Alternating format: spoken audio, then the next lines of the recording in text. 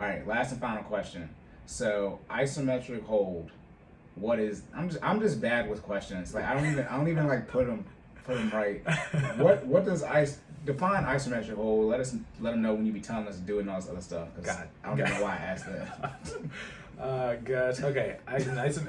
It says isometric hold. What is that? That's what I asked. I mean, that's what you wrote, but it's okay. My answer. That's a 5-minute question. It's okay. An isometric hold is when you put your muscle into an uncomfortable but stabilized state in order to work on the stabilization portion of the muscle, right? So we do isometric holds. Again, shout out to the Fit fam, FinallyFit.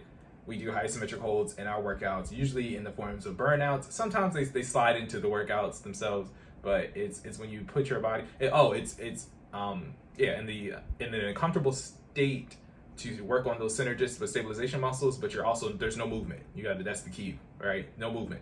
Okay, isometric hold. That means you're holding it in place and standing still. Okay, examples of isometric holds include what's my favorite exercise, Cory? What's the exercise that's the most beneficial to a person? We talked about this before. Are you talking about the squat? Yeah. Okay. Overhead squat. Overhead squat. Yeah. Okay. You do an overhead. You said what was your favorite one? I don't know what your favorite one is.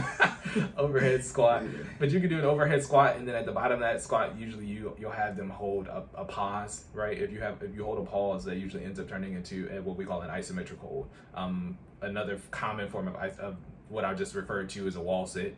If you bend your legs at 90 degrees, you put your back against the wall and you hold it, that is considered an isometric hold. You're working on your quad muscles as well as your glutes, and potentially your core if you're doing it right. You know what I mean? You always want to squeeze those abdominis in the middle of the exercise when you can. Always want to work that core in any exercise when you have the opportunity to. But yeah, that's a common isometric hold exercise. Another one would be in the middle of a bicep curl, right?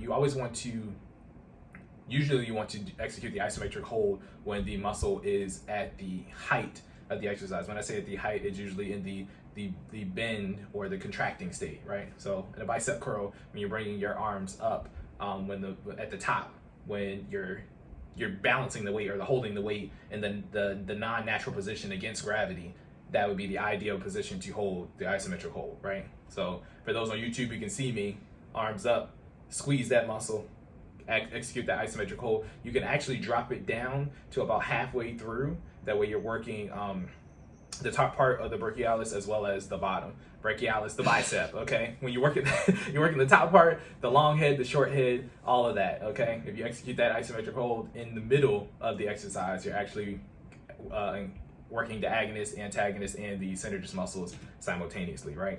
Jordan said, I'm going to say a word that's hard to say. if I'm going to do something, Look, man, I'm just trying to make sure y'all, if you're going to execute this, because we're giving y'all advice and I want you to use it, right? So if you're using it, I want you to be like, all right, well, Jordan told me to execute this in the middle, you know what I mean? To work my brachialis, whatever that is. Yes, work that out, okay? And then what's the last exercise that you have for an example?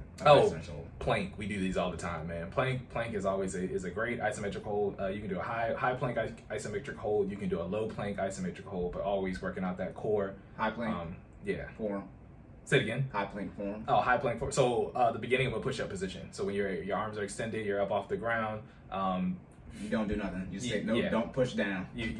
So you actually want to keep your core, your lower body, your upper body, and your core aligned. That's a lot of people fail to realize on a plank. Your muscles are engaged. You're not just.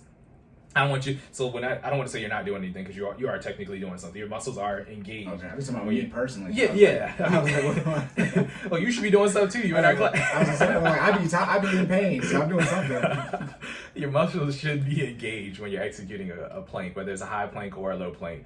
You want to squeeze that core. Again, you want to keep your body in alignment. If your body starts to if your butt starts to go up or starts to sag, then you're no longer engaging all the muscles, right? Therefore, the plank is no longer being beneficial to that stabilization and endurance or that strength and endurance that you're trying to maximize. So you want to make sure, again, keeping an isometric hold in good form is just as important to doing the exercise, right? If you're going to do it, you want to do it so it's beneficial. You don't just want to be out here doing it. Make sense?